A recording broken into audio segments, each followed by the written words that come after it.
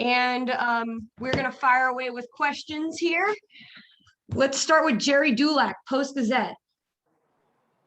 Hey, Najee, congratulations. Did you think the Steelers, did you get a sense that they had you targeted all along? And what's your reaction to coming here? I mean, you hear a lot of mixed rumors of everything that was going on with, especially in draft with, the Steelers picking you and just really all the other teams. But I mean, me personally, like even all the stuff that you see online, like it wasn't. I mean, no, not to me. No, I really can't say I expected that though.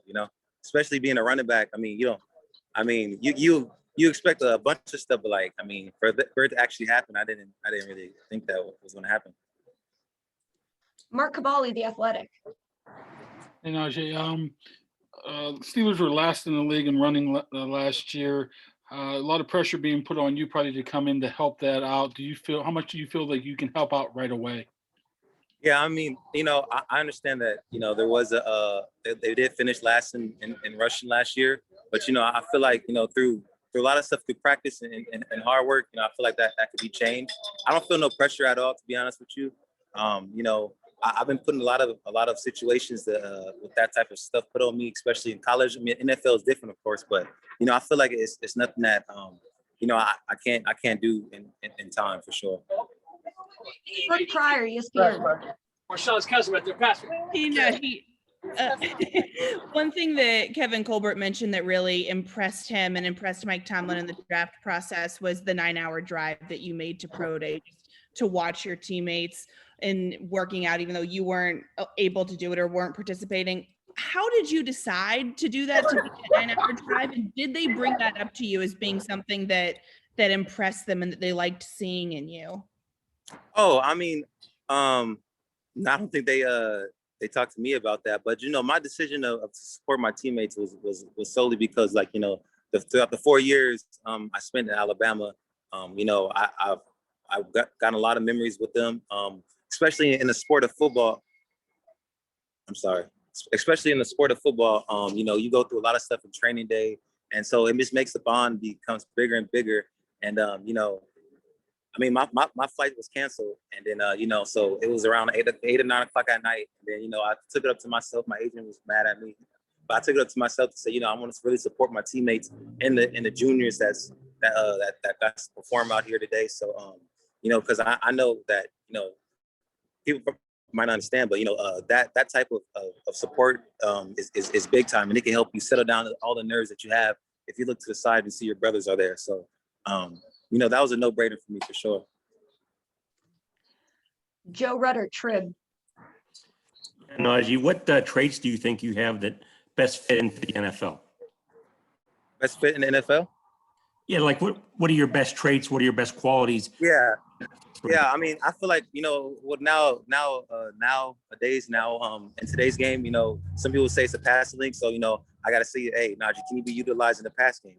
I think I can be utilized in the pass game. I think I can line up out wide. I think I can line up in the slot. I think I'm a mismatch with the linebackers. I feel like, if the DB or corner is not sticking me that, then it's a mismatch on the linebacker. So that's one thing. Running in between the tackles, I feel like it's a big thing. And now in today's game, I feel like I can match all that because of my size. I'm 6'2", 230, but also it's because that, they added another game on. So now we're playing more games. So now we're playing more games right now. So, I feel like you need somebody to carry the load for sure. So, I feel like I fit in perfectly. It's my fam right here, this market. Yeah. So I do twice a year. He said he's going to I'm going to play him twice a year. That's what he said. He said, I'll play you twice a year. So I'm playing twice a year. Jeff Hawthorne, 93.7. Najee, where did you spend your draft night, and what did I'm it in mean Oakland right now. Yeah, I'm in Oakland right now with all my people right now. So I'm in Oakland with a good friend of mine. That was his Marcus. He just told me I'm gonna be playing you twice a year. That's what he told me all draft day, to be honest with you. Like he knew something before me. He said, just know I'm gonna be playing you twice a year. Why was it special for you to be there?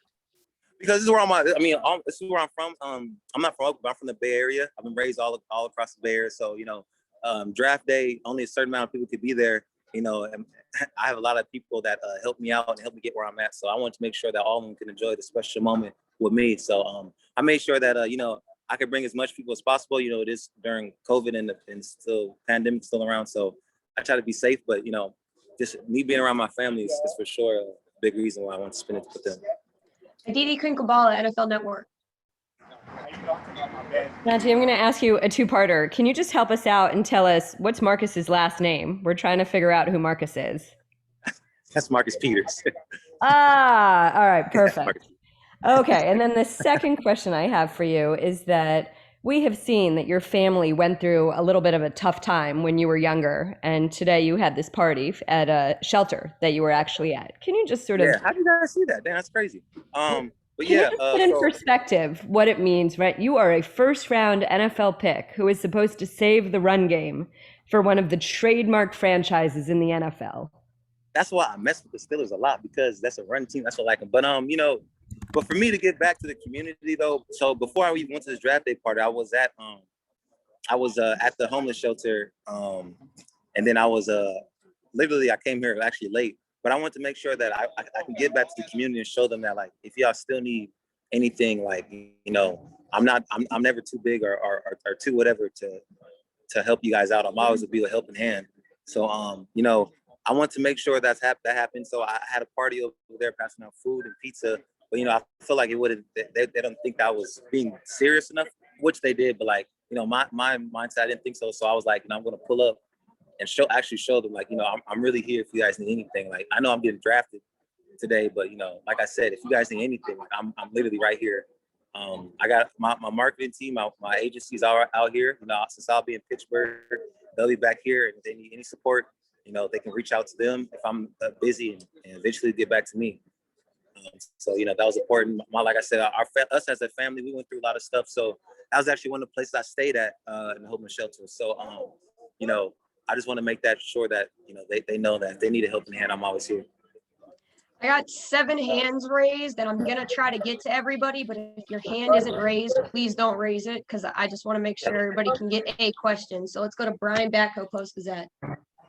Hey, Najee, thanks for jumping on with us here. You know, I just wanted to, it seems like you're pretty up on things with the current state of the Steelers, but how familiar are you with their running back history here in Pittsburgh, especially since they've already had a running back named Harris who's in the Hall of Fame? Franco Harris, they had Jerome, obviously Le'Veon, they had James recently. But I mean, yeah, the one thing about the Steelers is, I mean, it always, recent history has always evolved around the run game.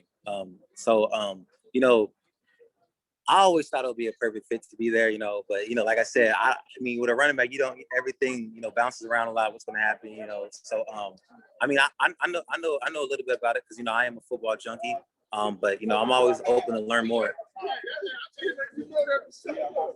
Alan Saunders, Pittsburgh Sports Now.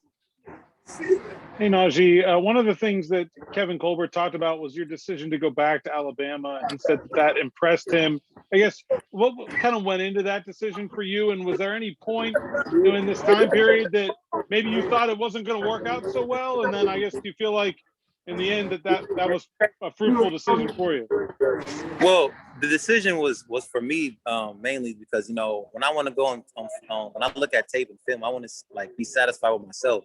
My junior year, I was not satisfied with myself. There's a lot of things I feel like I need to improve on and work on, me personally. So, you know, a lot of people were saying, you know, was it a hard decision? No, it wasn't. It was a no-brainer, to be honest with you. I didn't really care about, you know, what other running backs in the draft class. It was, you know, am I happy with what I put on film that year? And no, I was not. I couldn't say I was. You know, so I want to go back and improve on all those things that I feel like I need to work on. I showed that, you know, I think I showed that I'm a 3-down back and stuff like that. I guess the stereotype, you know, any big back can be a 3-down back, blah, blah. So, you know, I want to make sure that question answered. And, you know, I feel like this year I answered a lot of those questions. There's still a lot of stuff that I need to work on. But, you know, just I was more satisfied with what I put on film for sure, though. Tim Benz, Trib. Najee, in your first response to the first question, you said, you know, as a running back in the first round, you never know. For Exactly. you, for Travis Etienne, for Javonte Williams, good players at that position. Was this sort of a frustrating process to keep hearing that over and over again? You're good players, but hey, the running back has been devalued. Do you carry that as like a chip on your Yeah. shoulder? Yeah. It was extremely frustrating, especially having this draft party, inviting everybody out and not knowing what's going to happen. But yeah, I mean, I don't like it. I don't agree on it. But I'm not making decisions. But running backs are devalued. I personally beg to differ. I can give numerous reasons why we shouldn't be devalued. But just knowing that, hey, you're better than all these guys, but it's just that you play running back, so you don't know we don't know what's going to happen, and when they're going to start drafting running backs, and just to finally see it happen, I'm blessed. Last three questions, Jenna Harner, PXI.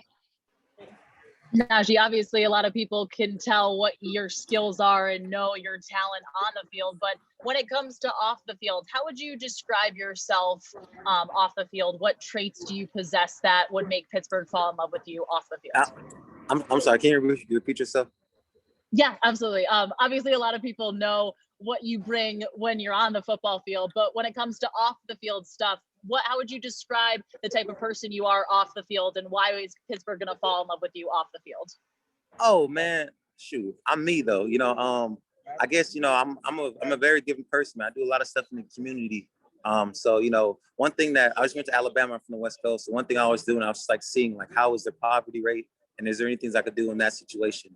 In Pittsburgh, I have never lived there. I've never been over there before. So like I said, only know about the football. I'm always open to learning new things. So I want to see what ways I could help in the community and ways and stuff like that. Having food banks, just doing stuff in the area where, I could just help out people off the field wise stuff too. And then, just really just stuff like that. Giving back to the community. Noah Strackbean, Sports Illustrated. Hey, Najee, going back, actually, congratulations first off. And going back to Brian's question on guys like Jerome Bettis, I know you're probably right on the cusp, but did you get to watch any Jerome Bettis growing up? And another question, you'll probably— Hell yeah, what you talking about? Hell yeah, Notre Dame too. Notre Dame as well. And you might get an opportunity you will get an opportunity to play with the future Hall of Famer for at least one season in Big Ben. What does that mean to you? Oh man, that's dope. Is it? I mean, it's dope though. Because I mean, shoot, if people didn't realize it, but I only followed two teams, and that was the Steelers and the Niners, and it's because I actually like those teams. I actually, seeing Big Ben, all the Super Bowls he came into, and just seeing him perform at a high level and stuff like that, and actually being able to line up with him and on the side of him and learn from him. I mean, that's an honor right there to have. So, I mean, I'm excited to do it. I'm excited to meet everybody, really, the staff. I mean, everybody. But, Ben, of course, I'm excited to meet him too, though. All right, and last question, Anthony Jaskolski, Pittsburgh Sports Report. Najee, congratulations. So, we talk a lot about receivers at Alabama going to the NFL, but actually you'll be the 7th active running back in the NFL from Alabama. How does it feel to officially be a part of that fraternity? And what does that say about just the powerhouse offense that you came from? Well, yeah, I was considered, I mean, I know I'm labeled a running back, but I'm considered a receiver my damn self, to be honest with you, to keep it a buck. And that damn offense too. But just me playing with all those guys and actually learning and having all three of those offensive coordinators, and now I'm be able to be in the NFL, like you said, and there's now 7 active running backs. It's just showing you really how dominant Coach Saban could be, but really just how like focused we are at Alabama of achieving what we want to do. I mean, nothing ever changes. Like when I go to the league, I'm going to work hard just the same as I worked hard at Alabama. But I mean, shit, I'm considered a receiver, goddammit, to be honest with you. To keep it a buck. All right. Thank you so much, Najee. And thank you so much, everybody on the call.